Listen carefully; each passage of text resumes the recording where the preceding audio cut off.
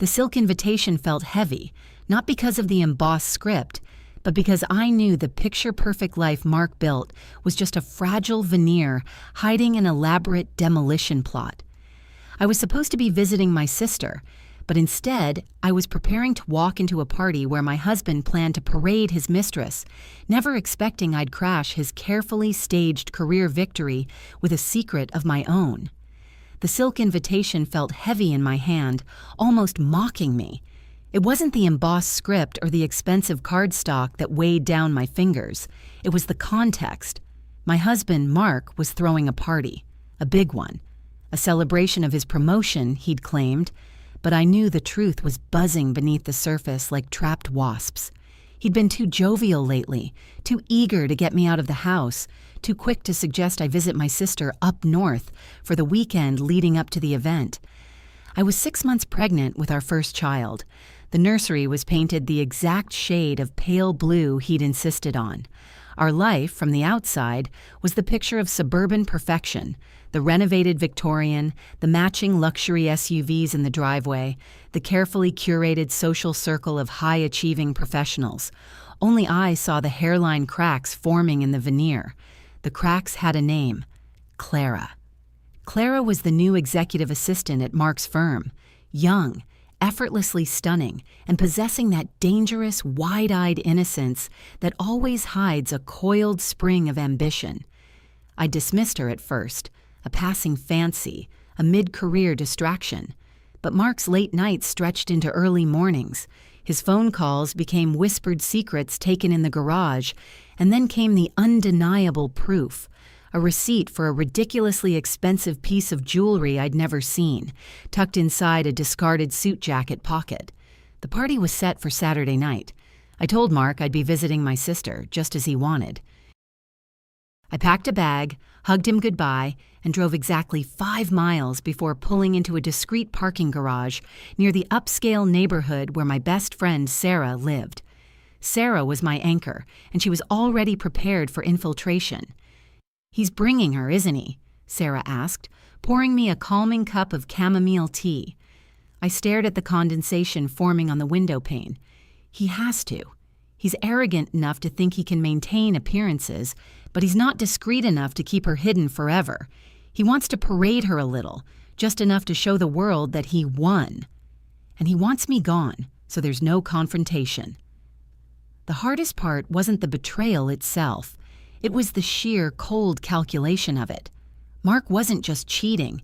He was executing a controlled demolition of our marriage while simultaneously ensuring I couldn't make a scene during his big career moment. Sarah checked her phone, her face tightening. "Okay, look at this. I ran into his colleague, David, this afternoon. David was clearly uncomfortable.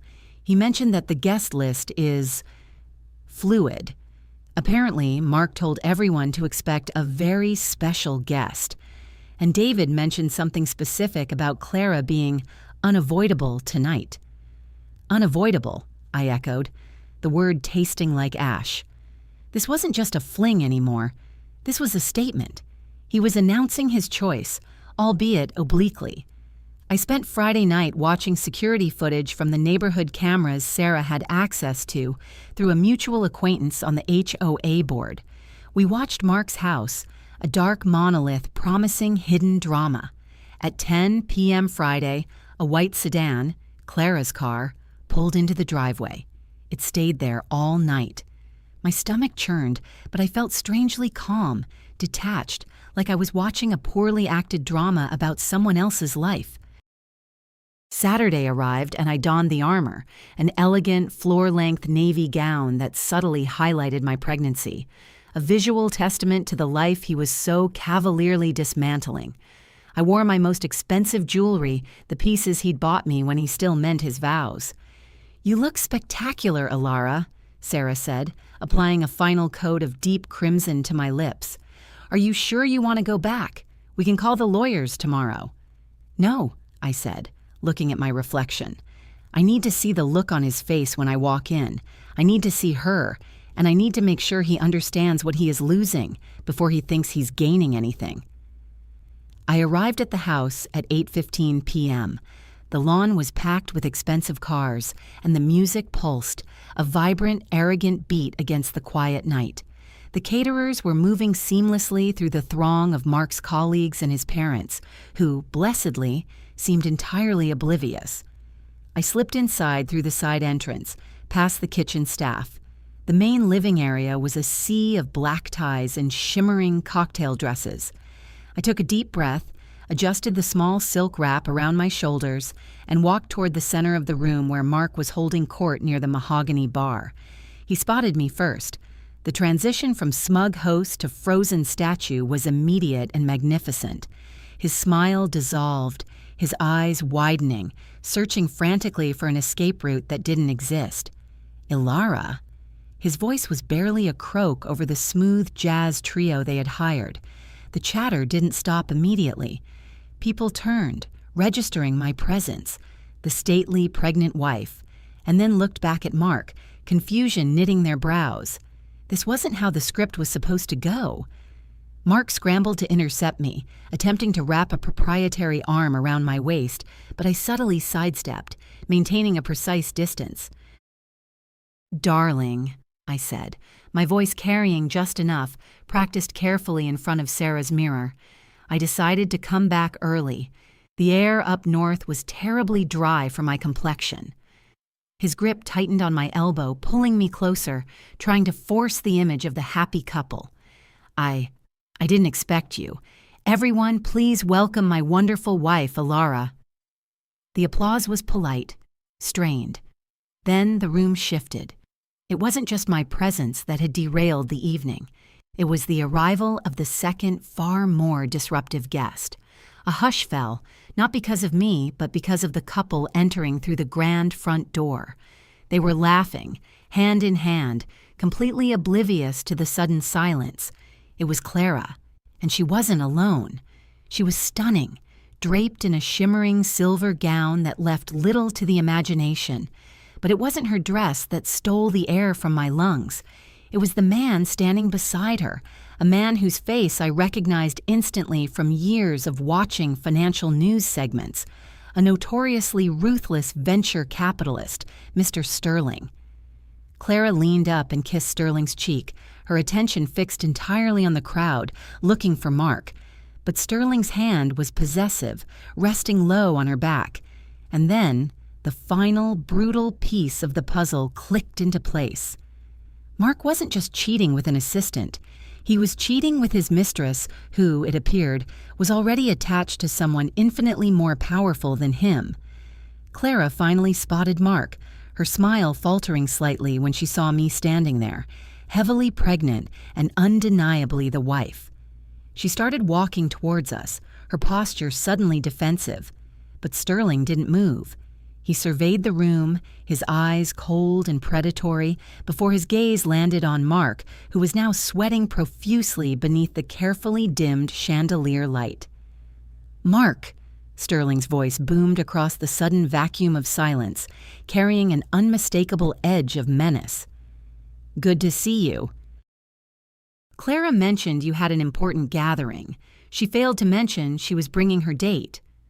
Sterling gestured dismissively toward Clara, then fixed his icy stare directly on Mark. "Is this how you conduct your professional relationships, Mark? Bringing colleagues into your home when you're clearly engaged in activities that could be interpreted as problematic for your corporate standing?" Mark stammered, trying to play the gracious host, but it was too late. Everyone had heard. The air was thick with unspoken judgment. Sterling was not asking a question. He was issuing a warning. Then Clara broke away from Sterling, rushing past him toward Mark, her carefully constructed composure cracking. "Mark, what is going on? I thought we agreed I would be here alone tonight. Who is this woman?" she hissed, pointing a perfectly manicured finger, not at me, but at Sterling's imposing figure. Before Mark could formulate a reply that wouldn't completely ruin him, Sterling took a deliberate step forward, placing himself between Mark and Clara. He reached into his inner jacket pocket, not with the casual air of someone retrieving a handkerchief, but with the practiced ease of a man retrieving something far more significant. He pulled out a crisp, white envelope sealed with dark wax. He didn't hand it to Mark. He tossed it onto the marble floor right at Mark's feet. "This," Sterling stated, his voice now dangerously low, "is a notice regarding a rather severe breach of fiduciary duty involving several unsecured accounts you managed for my private portfolio, Mark. I only tolerated your indiscretions with Clara because I believed you to be a useful idiot. Now that you've complicated things by showing up at my event with my associate's fiancé—" He stopped, his eyes sweeping over me, taking in the undeniable curve of my pregnancy, and then back to Mark's devastated face. "I'm not interested in your messy personal life, Mark. I'm interested in recovering the substantial funds you skimmed over the last fiscal quarter, and I suggest you start cooperating, or the next thing you see will be an investigation into tyashkaya obvinenia launched by my legal team before the sun even rises tomorrow." Sterling turned on his heel, taking Clara, who looked utterly terrified, firmly by the arm, dragging her toward the exit without a backward glance. The silence that followed was absolute. Mark stood frozen, staring down at the official-looking document lying in the expensive Persian rug. The party had stopped dead. Every single guest was watching me, the scorned wife. And then Mark, the man whose career, reputation, and freedom had just been demolished on his own living room floor, all because he'd invited his mistress to the wrong party. I looked at Mark, waiting for the confession, the plea, the breakdown. He didn't move. He just slowly looked up from the envelope, his eyes locking onto mine with a sudden, terrifying clarity. "You," he whispered, the single word filled with the malice of a cornered animal. "You set this up." I offered him a small, triumphant smile, feeling the unfamiliar surge of cold victory mixing with the exhaustion of the last few months. "Did I?" I asked, pushing my hand gently against my abdomen. "Or did you just choose to bring your mistress to a gathering where your biggest financial backer happened to be her fiancé?" Before he could process the question, a new sound cut through the tension, a faint, metallic rattle from the entryway. Everyone turned again. Standing in the doorway, partially obscured by the doorframe, was a figure I had never seen before. Tall, cloaked in a heavy dark coat despite the mild evening, and holding something long and awkwardly shaped, wrapped in dark cloth. He wasn't dressed like a guest. He moved with an unnerving stillness, scanning the room like a predator assessing prey. And then, the figure took a single, slow step into the light, and the cloth slipped slightly, revealing the dull, unmistakable outline of Nezakane Orugia tucked beneath the wrapping. This wasn't a financial catastrophe anymore. This was something else entirely. The silence that followed Sterling's departure was instantly replaced by a different kind of tension, the thick, suffocating quiet that precedes violence. The sound of that metallic rattle, the slight shift of the figure in the doorway. It had yanked every single guest out of their previous shock regarding Mark's embezzlement and slammed them straight into raw, primal fear.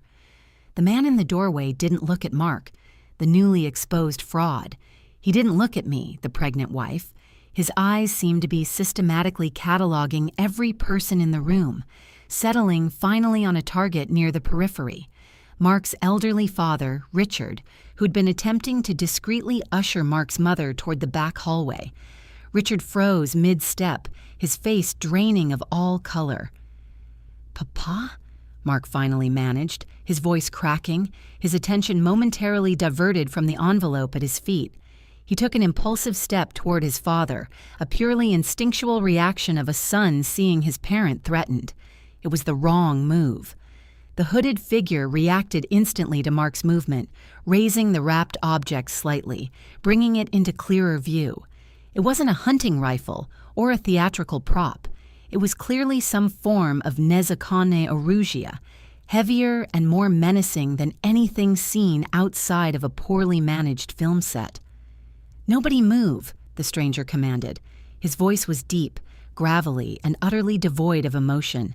cutting through the high-end jazz music that was still attempting, pathetically, to play in the background. He spoke with an accent that sounded vaguely Eastern European, a chilling counterpoint to the suburban opulence surrounding us. My own fear, which had been a manageable ember of anxiety, flared into a blaze. This wasn't about Sterling's money anymore. This felt targeted, professional, and terrifyingly personal. "Who are you?" I managed to call out, my hand instinctively going to my stomach protectively. The man didn't answer me. He simply took 2 more measured steps into the room, the dark coat billowing slightly. He scanned the terrified faces, moving slowly, deliberately, until his gaze stopped again on Richard. "Richard Hayes," the stranger said, the name sounding like an accusation. "You have something that belongs to my associates. I am here to collect." Richard Hayes, the respectable retired bank executive, began shaking violently.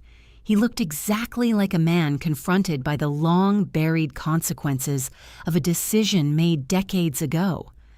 "I don't know what you're talking about. This is a mistake," Richard pleaded, his voice thin and reedy. The stranger sighed, a sound of deep, world-weary frustration. He shifted his grip on the weapon. "Mistakes are what lead to people like you trying to hide assets when your son is about to be arrested for obvinenia pa osobo ciężkim stemming from those same assets. Do not insult my intelligence, Richard. Your involvement in that whole organizowane schema 20 years ago didn't just disappear because you retired early." The room erupted into murmurs. Organizowane schema. 20 years ago. Mark's promotion, Sterling's sudden departure. It all suddenly felt like a smokescreen for a much older, much deeper rot in the Hayes family foundations. Mark, finally galvanized by the direct threat to his father, seemed to forget the envelope, the mistress, and his own impending legal disaster. He launched himself forward, yelling incoherently, aiming to tackle the intruder. It was an act of suicidal idiocy. The stranger didn't even flinch. He didn't use the weapon in the traditional sense. Instead, he dropped the end of the Nezakane Aruji, letting it hang by a strap, and delivered a short, brutal sidekick to Mark's knee. The sound of the impact was sickeningly audible, followed by Mark's explosive yell as he crumpled to the floor, clutching his leg. The stranger then looked down at Mark with profound contempt. Amateurs, always rushing in. He turned back to Richard, who was now openly weeping. "The safe deposit box key, Richard. Now, or I start removing the guests one by one until you comply." The threat hung in the air, heavy and final. Several guests immediately scrambled toward the doors, desperate to escape the scene. Sarah, bless her loyalty, was dragging me backward toward the kitchen, away from the epicenter of the confrontation. "Ilara, we have to go, now," she urged, her composure finally broken. But I couldn't pull my eyes away. I saw Mark writhing on the floor, his promotion celebration having curdled into a hostage situation involving Prestupniki linked to his father's past. I saw my father-in-law, broken. And then I saw something else. As the stranger readjusted the cloth around the weapon, securing it to his side, his coat shifted again. Tucked into the waistband of his trousers, right above where he'd kicked Mark, was a small, familiar item, a keychain. It was the custom-made keychain Mark had given Clara last Christmas, a small silver initial C charm, something I had noticed Clara fiddling with constantly during the few times I'd seen her at the office lobby. My heart stopped. Clara wasn't Sterling's fiancée, as Sterling implied. Sterling wasn't her benefactor. He was her handler, or perhaps just another victim of her web. The initial reaction, the fury, the financial threat, it had all been a performance to draw Mark out. But if this armed man was here for Richard because of Mark's recent financial organizovane schema, and Clara was clearly connected to both Sterling and now this armed operative, what was her true role? I remembered the way Sterling had dismissed her. Clara mentioned you had an important gathering. She hadn't been his date. She had been the messenger, the lure. And now she was gone, having completed her preliminary task, shattering Mark's standing and leaving the heavy lifting to the muscle. The stranger took another step toward Richard. The key, Richard, or the next person I take out will be the one who insists on screaming about the baby. He hadn't seen me. He hadn't looked in my direction since the first 30 seconds. But the fact that he knew about the pregnancy, knew about the most intimate detail of my life right now, was a chilling confirmation. How could he know? Unless Clara hadn't just been sleeping with Mark, unless she was feeding information about me, my pregnancy, my vulnerability, directly to this network. She hadn't just been the mistress, she had been the deep cover operative. Suddenly, the stranger paused. His head snapped up, not looking at Richard or Mark, but toward the far corner of the room where the hired band was still nervously packing up their instruments. He saw a flicker of movement near the French doors leading to the terrace. Not a guest fleeing, something deliberate. "Freeze!" the intruder roared, pulling the weapon free from the cloth, his aim now shifting entirely away from the Hayes family. In that frozen moment, as the stranger leveled the Nizakani Arugia at the patio doors, the figure near the doors broke cover, not running out, but running in. It was a woman, a petite woman with long, dark hair, moving with startling speed and agility, completely ignoring the armed man's command. She wasn't running away. She was running toward the center of the room, moving directly for the fallen envelope containing Sterling's damning notice, the key to Mark's imminent arrest for obvinenia po osobo tashkim. And as she rushed past the shattered image of the perfect suburban party, she glanced briefly over her shoulder toward the armed operative, and she winked. The armed man roared in frustration, realizing he'd been played for a fool by two different women tonight. He swung the weapon toward the newcomer, but she was already diving, snatching the envelope. And then, the new arrival didn't stop running. She darted past the still writhing Mark, past the weeping Richard, and straight toward me. She reached me, shoved the envelope roughly into my hands, and pressed something small and cold into my palm, a flash drive, before whispering urgently, "Don't trust anyone here, especially not the husband. The real information is on this. Go now." Before I could even process the weight of the envelope or the small device in my hand, the armed man had fired. The sound was deafening in the confined space. Not at the woman who grabbed the envelope. She was already gone, melting into the panicked crowd fleeing the front door. But at the man who had been holding the party hostage, Richard Hayes. The gunshot was an explosion in the meticulously ordered silence. It wasn't the sharp crack I might have expected from a movie. It was a heavy, concussive blast that seemed to absorb all the oxygen in the grand hall. Richard Hayes, who had just moments ago been weeping over his involvement in some decades-old organizovana schema, gasped once, a wet, choked sound, and pitched forward onto the pristine marble floor, landing just inches from the envelope Mark had been staring at. The immediate aftermath was pandemonium. Guests who hadn't fled already screamed, diving behind furniture, overturning expensive side tables, and stampeding toward the exits. The hired jazz trio abandoned their instruments mid-chord, scattering like startled birds. Mark, still clutching his mangled knee, looked up at his father's motionless body, his face a mask of utter devastation and horror. For a fleeting second, the greedy, manipulative facade cracked, revealing the terrified boy beneath, who relied entirely on his parents' established security. The armed man, the operative, was instantly back in motion. He clearly hadn't intended to eliminate Richard Hayes. He'd intended to retrieve the key. Now, with the chaos providing perfect cover, his priority shifted from acquisition to immediate extraction.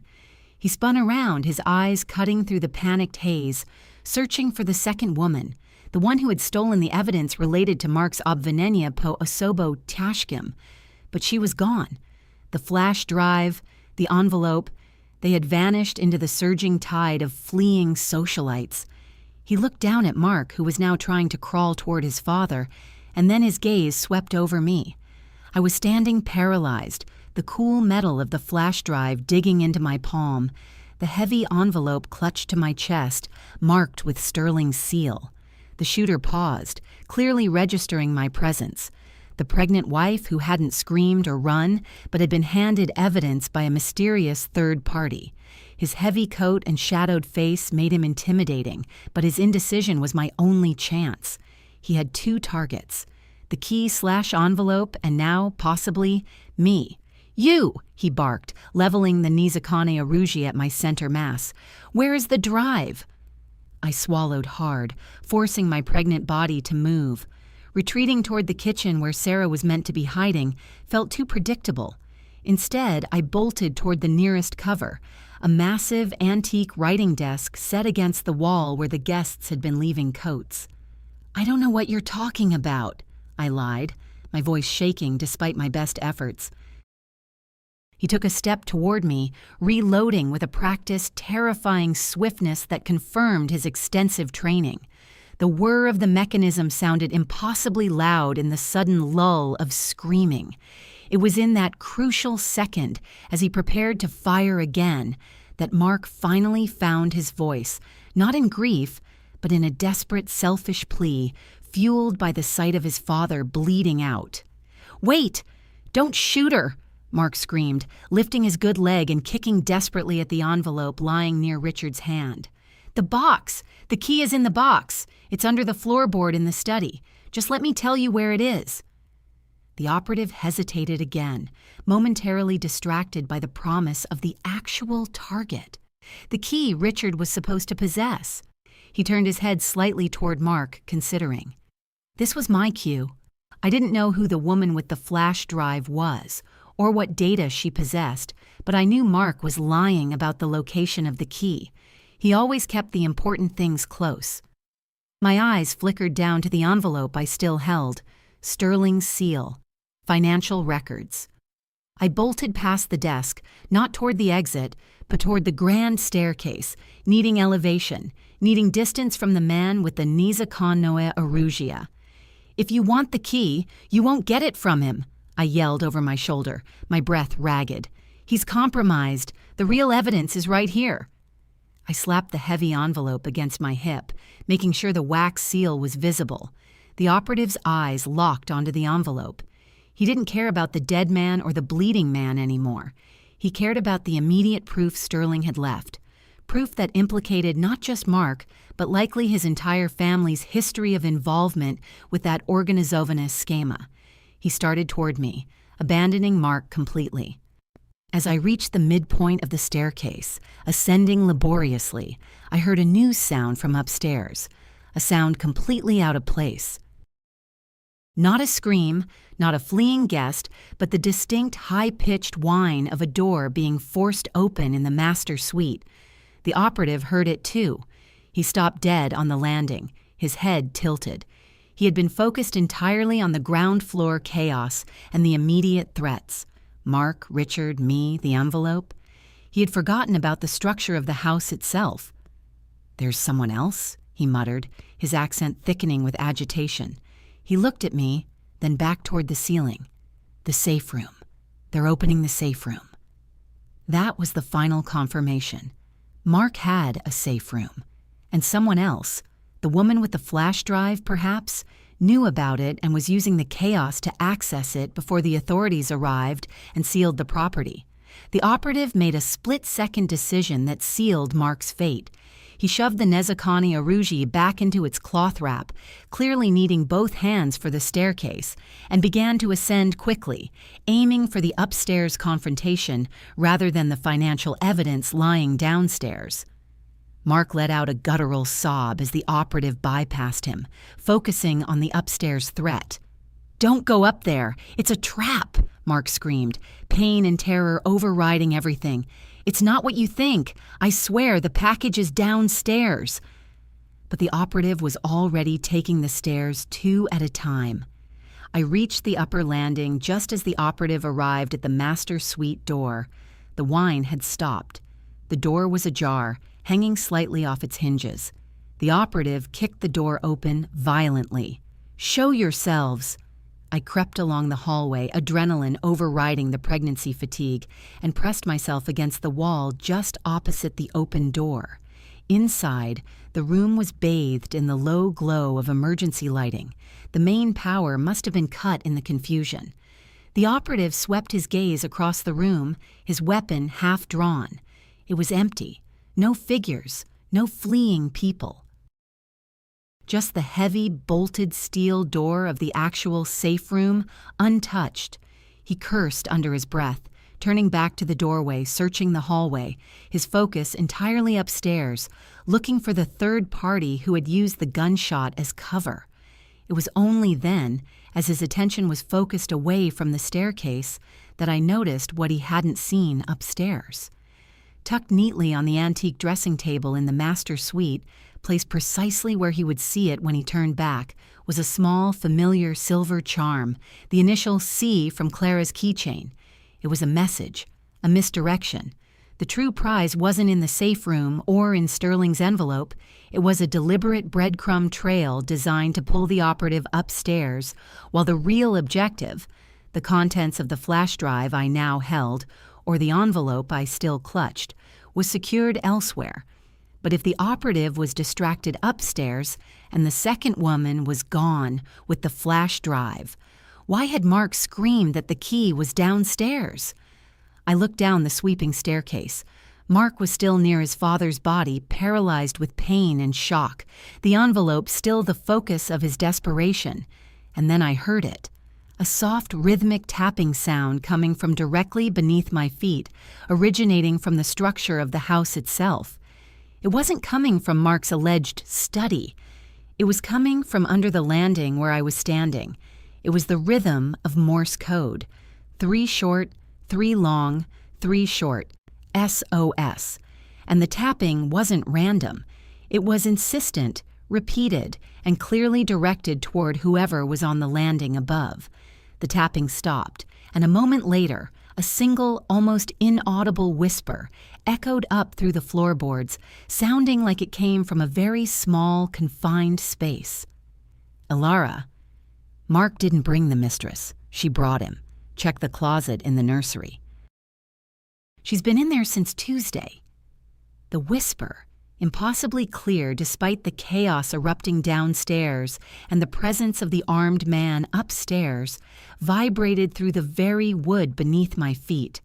Check the closet in the nursery. She's been in there since Tuesday. The implication hit me like a physical blow. Clara hadn't just arrived tonight. She hadn't just been cheating with Mark. She had been hiding in our house, our sanctuary, for days, potentially setting up this entire catastrophic evening, and the faint SOS tapping meant someone else, someone Clara had captured or subdued, was trapped inside the walls, communicating their presence. I glanced toward the master suite. The operative was still inside, his silhouette visible against the emergency lighting, thoroughly distracted by the decoy C charm and the empty safe room. He hadn't heard the whisper from beneath the landing. The choice was immediate and terrifying. Do I run downstairs, confront Mark, and deal with the envelope and the dead body? Or do I heed the desperate plea from the hidden person and investigate the nursery? The envelope promised proof of Mark's fraud. The nursery promised the true nature of Clara's infiltration. I chose the mystery lurking in the heart of my home. Turning my back on the staircase and the looming danger above, I moved silently down the hallway toward the spare bedroom, the nursery. The floorboards here were old Victorian oak, and I moved with the practiced lightness of a mother who has spent months trying not to wake a sleeping infant. The nursery door opened silently. The room itself was pristine. The pale blue walls, the immaculate changing table, the crib assembled perfectly. It looked like a magazine spread, untouched by the violence downstairs. I went straight to the built-in closet. It was deep, spanning the length of the wall. I reached for the brass knob, hesitating only for a second before twisting it slowly, praying that the sound wouldn't carry. The closet door swung open a few inches, revealing absolute darkness within. I could smell it immediately, a faint stale scent of old perfume, sweat, and something metallic. not the scent of clean baby linen. I pushed the door wider, peering in. The closet was stuffed with winter coats and boxes of old photo albums, exactly as I had left them weeks ago. I moved a heavy cashmere coat aside, peering deeper. There, wedged behind a stack of holiday decorations, was a small makeshift area. A thin blanket was laid out on the floor, a half-empty plastic water bottle, and a very old, slightly crumpled bag of stale crackers, evidence of long-term occupation. And then I saw the person. Crouched in the corner, wrapped tightly in a thick woolen shawl to muffle sound and movement, was a woman. She was pale, her face smeared with dirt and exhaustion, but her eyes, wide and intelligent, were fixed directly on me. She was Clara's age, maybe slightly older, and she wasn't a random captive. I recognized her instantly from Mark's endless business travel photos.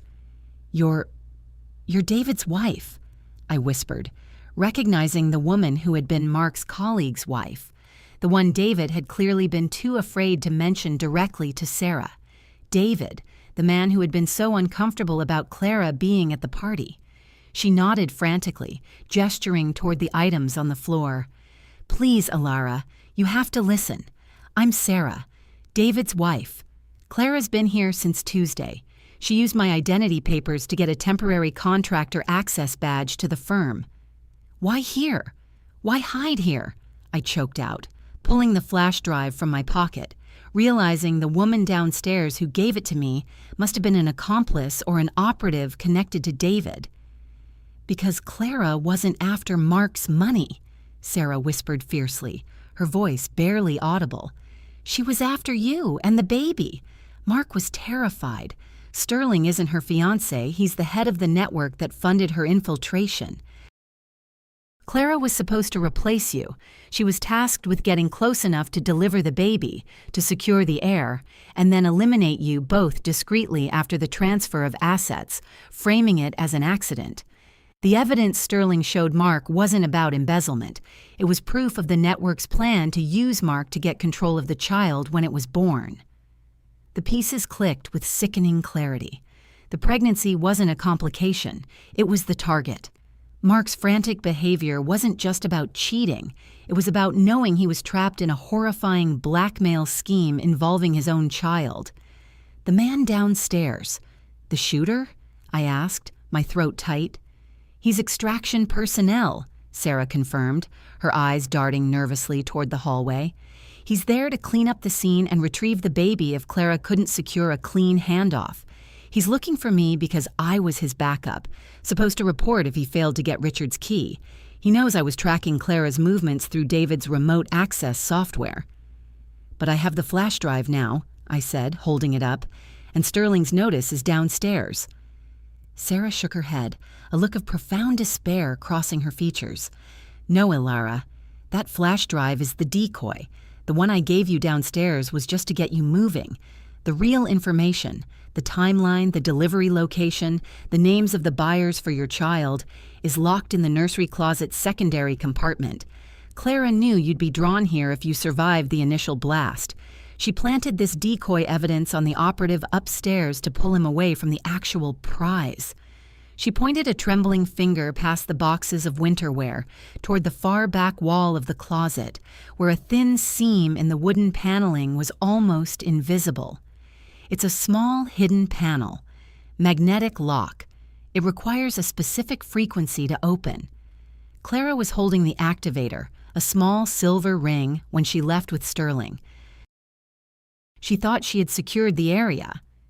As Sarah finished speaking, the sound of heavy, rapid footsteps thundered down the main staircase toward the nursery hall. The operative was coming back.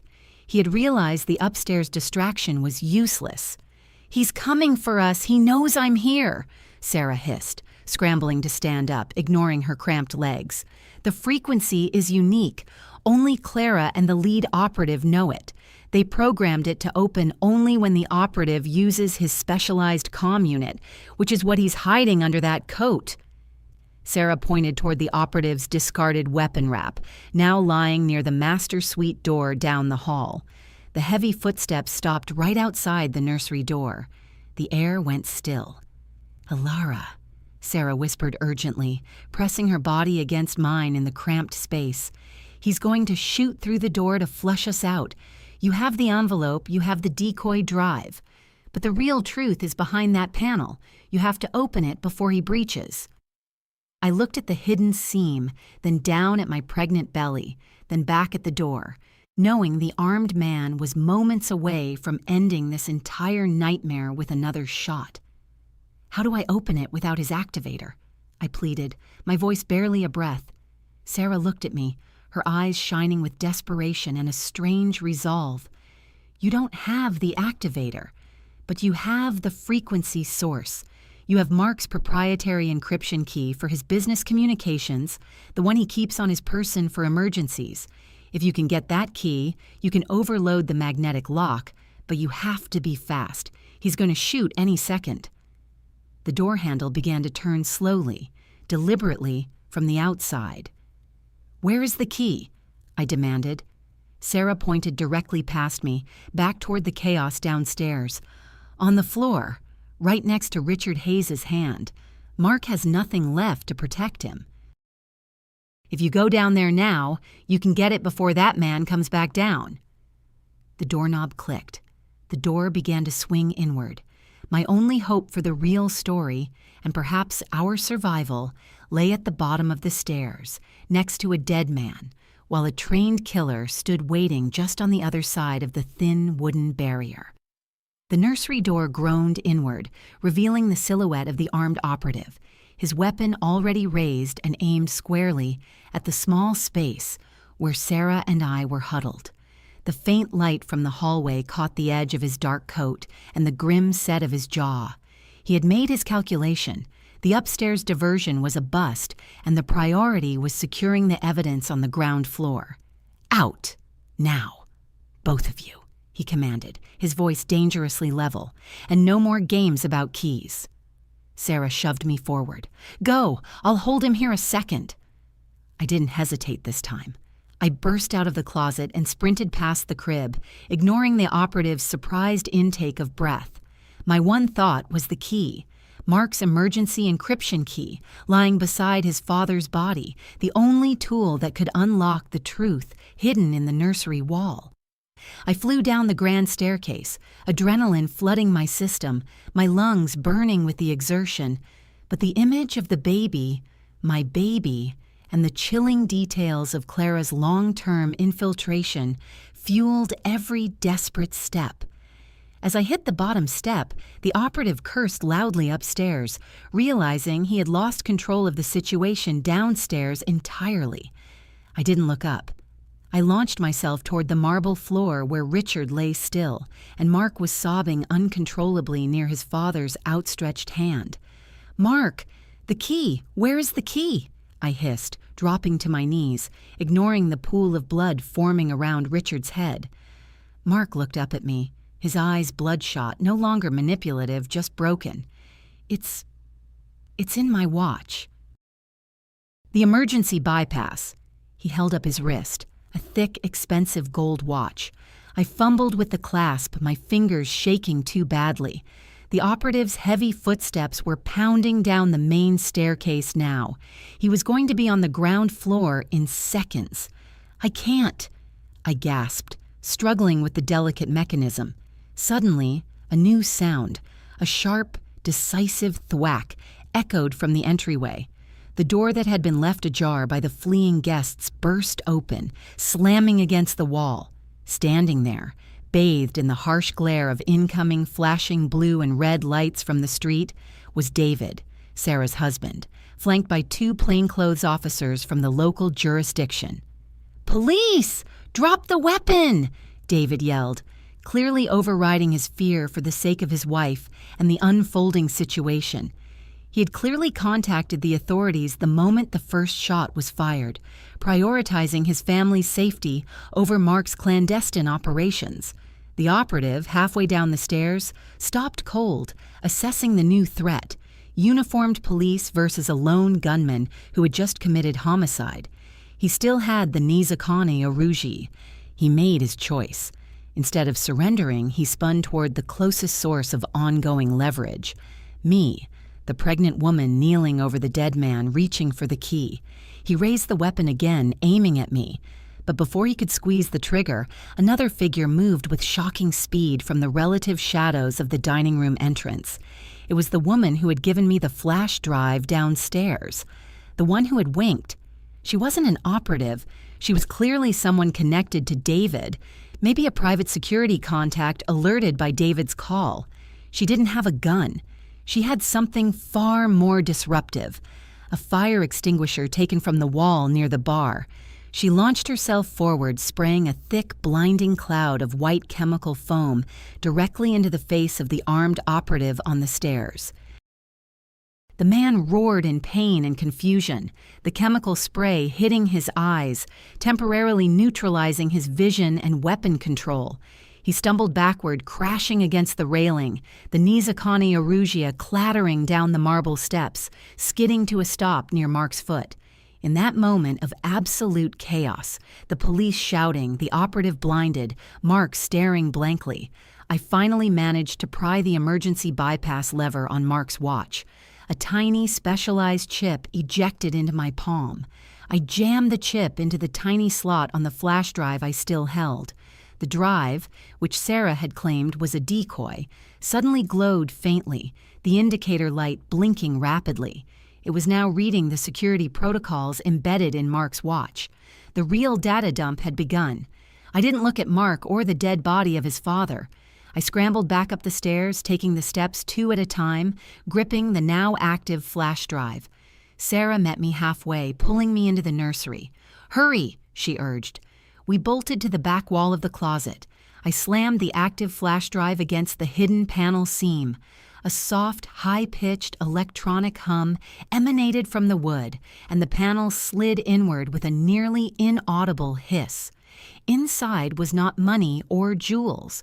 It was a secure satellite phone and a single heavily bound leather journal. Sarah snatched the phone. "This is the network's private line.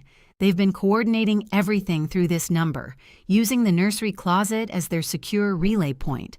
They thought the thick walls would mask the signal." I opened the journal. The first page was a professionally drawn sketch of my own face, dated 6 months ago, marked with notes on my health, my eating habits, my doctor's schedule. Beneath it, the chilling final entry, handwritten by Clara herself, subject delivered. Transition scheduled for 2200 hours, Saturday. Neutralize interference. I looked at Sarah, my voice shaking with a terrible certainty. Clara wasn't trying to replace me. She was trying to steal the baby after it was born, making it look like I died during a botched robbery. Downstairs, the sound of struggling and shouting indicated the operative was being subdued by the police, aided by David's contact. Mark was likely being arrested for the financial crimes, the lesser of his future evils. Sarah was already speaking urgently into the satellite phone, reciting coordinates and names from the journal to an unknown contact. "They'll have eyes on us in minutes. We have to move." As Sarah pulled me away from the closet, urging me toward the back service stairs, I cast one last look at the empty nursery. I had lost my home, my marriage, and my peace. But I hadn't lost the baby. Just as we reached the attic access door leading to the roof, Sarah paused, clutching the satellite phone like a weapon. She looked down at me, her expression grim. "Alara, one more thing. The woman who gave you the drive downstairs? The one who winked?" I nodded, clutching the journal. Sarah closed her eyes briefly. "She's not an ally. She works for Sterling. She was sent to make sure you got the real evidence and ran, distracting the operative long enough for you to be taken into custody by the police, where Sterling's influence can reach you inside the system. She wanted you to have the journal, not the drive." The satellite phone Sarah held abruptly began to emit a high-pitched, piercing tone, a signal of unauthorized access. The screen flashed red, displaying a single chilling message: "Trace complete. Location secured." "Oh no," Sarah breathed, dropping the phone. "They knew we'd come here. They let you find the truth so they could locate the network's escape route. Before either of us could react, the heavy attic door below us, the one leading down to the second-floor hallway, flew open, slamming against the frame, and silhouetted against the emergency lights from below stood not the dark operative, but Clara. She was unharmed, having clearly used the chaos as her final exit strategy. She held no weapon, but her smile was venomous. "Such a predictable wife," Clara purred, looking up at us with cold triumph.